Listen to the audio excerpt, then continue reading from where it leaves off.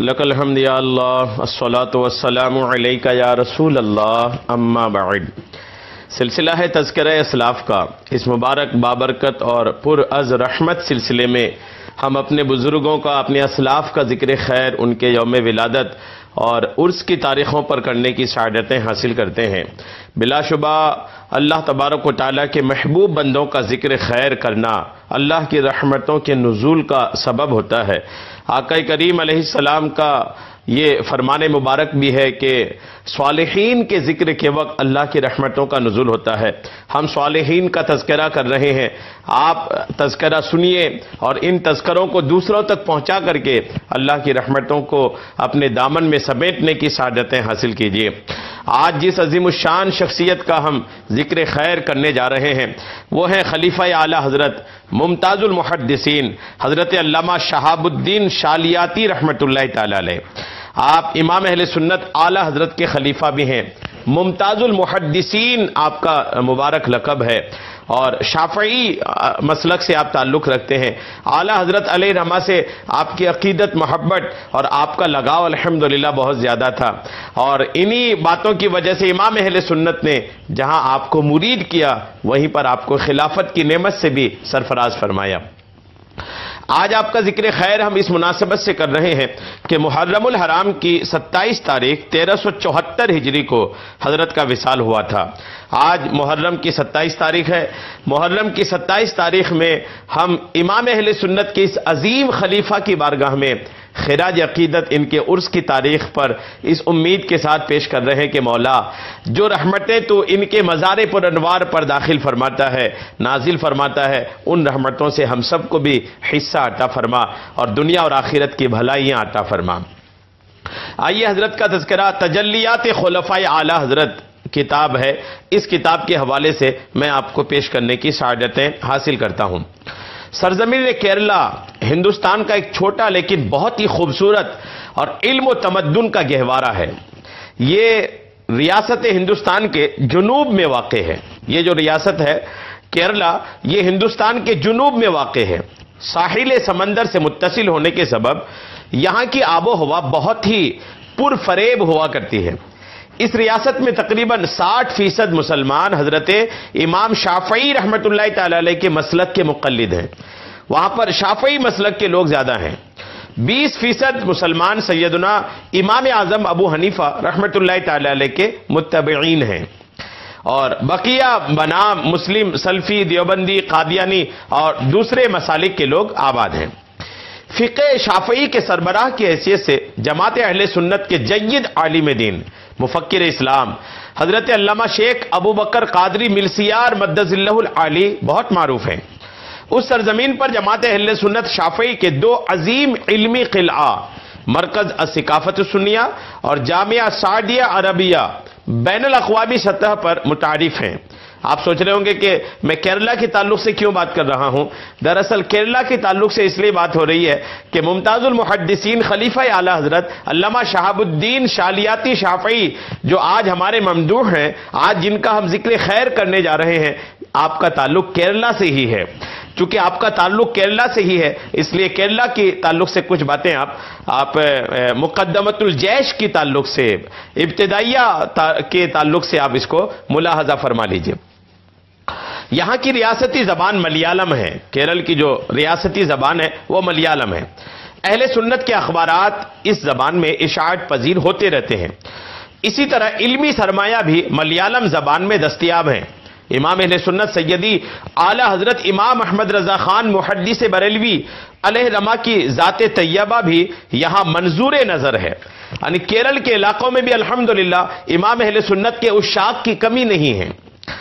یہاں کے علماء کرام نے آپ کی کئی تصانیف کو ملیالم زبان میں ترجمہ کر کے رضویات میں ایک سنہرے باب کا اضافہ کیا ہے۔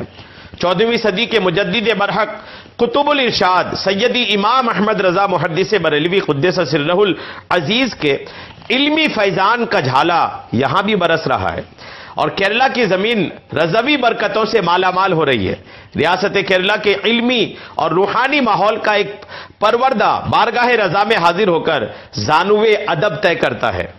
اور فقہ حنفی کے اسباق سے ذہن و فکر کو معطر کرتا ہے، اس ذات گرامی کو ممتاز المحدثین افقہ الفقہاء حضرت علامہ مولانا شاہ ابو السعادات شیخ شہاب الدین احمد کویا شالیاتی قادری شافعی میل باری رحمت اللہ تعالی علیہ کے نام سے دنیا سنیت میں جانا پہچانا جاتا ہے۔ ممتاز المحدثین حضرت علامہ مولانا شاہ محمد شہاب الدین اظہر شافعی قادری رضوی شالیاتی علیہ رحمہ کی ولادت باسعادت قریہ چالیم ریاست کیرالہ میں 23 جمادی الاول 1302 ہجری 1884 عیسوی کو ہوئی۔ آپ کے والد گرامی حضرت مولانا شاہ کنجی علی کٹی ملسیار فقہ شافعی کے ایک جید عالم دین اور ممتاز فقیہ تھے۔ والدہ ماجدہ حضرت فریدہ بی بی صاحبہ مرحومہ فضل و کمال میں ثانی رابعہ تھیں۔ والدہ ماجدہ نے ہی آپ کا اسم شریف احمد کویا رکھا، لقب شہاب الدین ہوا، کنیت ابو السعادات تھی اور ازہر تخلص تھا۔ مادہ تاریخ ولادت اس آیت کریمہ سے نکلتی ہے، نصر من اللہ و فتح قریب۔ حضرت کی تعلیم و تربیت کے تعلق سے لکھا ہے کہ حضرت علامہ شالیاتی علیہ رحمہ نے ابتدائی تعلیم علاقہ کے علماء اور اپنے والد ماجد سے حاصل کی، اور درس فخری وہ نصاب تعلیم ہے جس کو حضرت قاضی فخر الدین ابو بکر الشالیاتی نے مرتب کی۔ اس زمانے میں یہی درس رائج تھا، اور اس کی آخری کتابیں منتہا کتابیں فقیہ عصر علامہ چائل عقد کنجی احمد حاجی ملسیار علیہ رحمہ سے پڑھنے کا شرف حاصل رہا۔ اعلیٰ تعلیم جامعہ لطیفیہ ویلور تمل ناڈو میں حاصل کیے اور 1329 ہجری 1909 عیسوی میں فراغت حاصل کی۔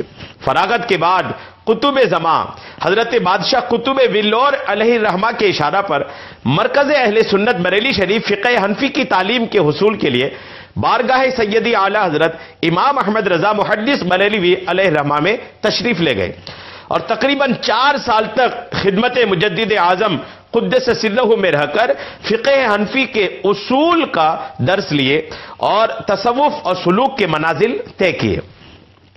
علامہ محمد شہاب الدین شالیاتی کویا علیہ رحمہ اپنے مشفق استاد گرامی سیدنا امام احمد رضا محدث بریلوی علیہ رحمہ سے اپنی سند کچھ یوں بیان کرتے ہیں کہ وَمِنْ أَجَلِهَا فِي فِقْهِ السَّادَةِ الْحَنْفِيَّةِ مَا أُورِيَ عَنْ علامہ المعود والفہام المسدد الفقیہ المحدث المسند مولانا شیخ الحاج مفتی احمد رضا خان عن المفتی الحنفیہ بمکۃ المحمیہ مولانا شیخ عبد الرحمن سراج ابن المفتی الاجل مولانا عبداللہ سراج۔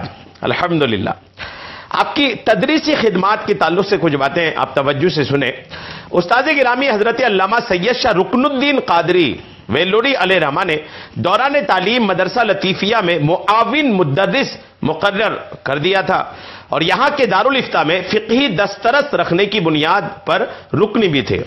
کرناٹک، تمل، آندھرا پردیش اور کیرلا کے مختلف مدرسوں میں تدریسی خدمات انجام دے کر جماعت اہل سنت کو علماء فضلاء کی ایک ٹیم آپ نے عطا فرمایا۔ فضل و کمال کے تعلق سے لکھا ہے کہ حضرت علامہ شہاب الدین کویا شالیاتی شافعی علیہ رحمہ کو اللہ تعالیٰ نے فضل و کمال کا شہنشاہ بنایا تھا۔ فن تفسیر و حدیث فقہ پر دسترس حاصل تھا۔ آپ چاروں فقہی مسالک پر کمال درجہ کی صلاحیت رکھتے تھے اور فقہ شافی میں ید طولہ آپ کو حاصل تھا۔ سرزمین کیرلا میں علماء اور عوام اہل سنت کے مرجع کی حیثیت آپ رکھتے تھے۔ آپ چند سال سلطنت نظامیہ حیدرآباد کے صدارت العالیہ کے مفتی بھی رہ چکے تھے۔